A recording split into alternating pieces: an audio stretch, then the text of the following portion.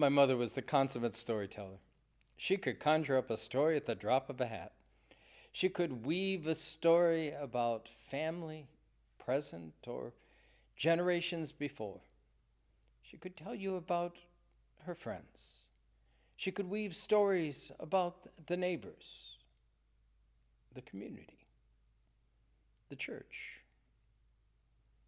You name it, she had a story and was more than happy to tell them. Well, some of them. In the 50 years that we were together after my father died, never once did she ever tell me a story about their life together. I always saw that as a great loss for me.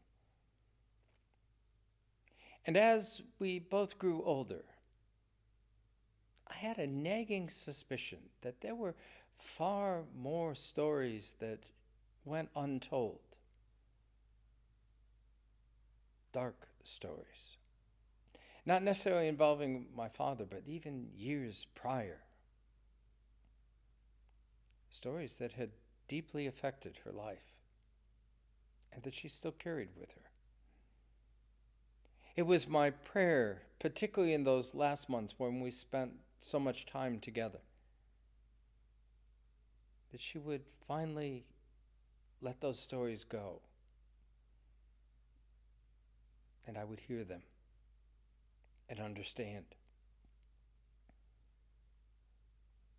But she took them to the grave, untold. Untold stories. We all have them. We don't share them because of fear or embarrassment, or perhaps because they are far too painful to tell. What would people think if they knew those stories?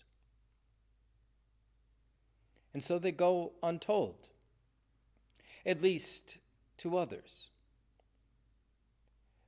But consciously or unconsciously, we play those stories back over and over and over in our minds.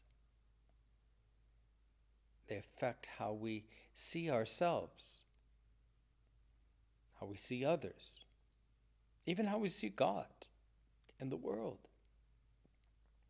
They affect how we deal with one another. They affect our relationships. They affect our behaviors. And the longer they go untold, the more powerful they can become. Untold stories. We encounter in John's Gospel a woman with many untold stories. Stories of multiple relationships, of perhaps infidelity, maybe even a little adultery. These stories have changed her behavior, even on a daily routine. Instead of going to the well for water when every sensible woman in town does in the early morning, when the weather is still cool, she goes in the heat of the day because she knows that there won't be the crowd. She won't have to deal with prying eyes, with questions, with the looks. But it is on one of these trips to the well that she encounters Jesus. And they have a rather humorous conversation about living water, i.e., baptism.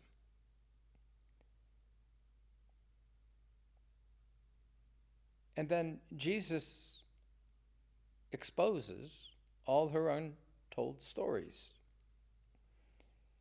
And it is this that she returns home to tell everybody. He knew everything about me. He knew all my untold stories.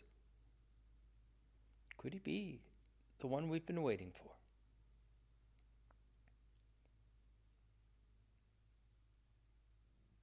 Jesus takes our untold stories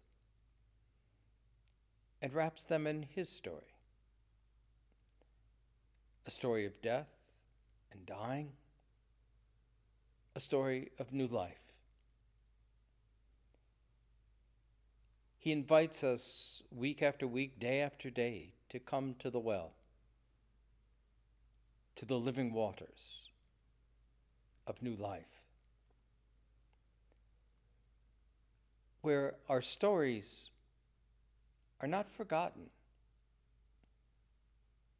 but rather washed of their hold on us, the power, the constraint.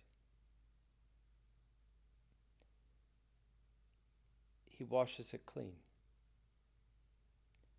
and sends us forth.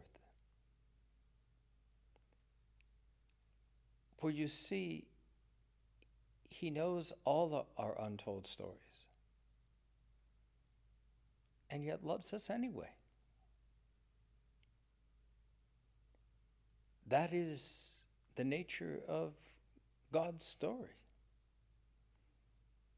That despite ourselves and all the things that we've done and left undone,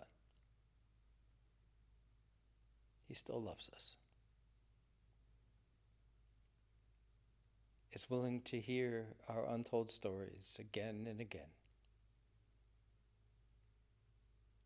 and to wash them clean, that we might live a new life of stories worth telling, of new hope, of life abundant.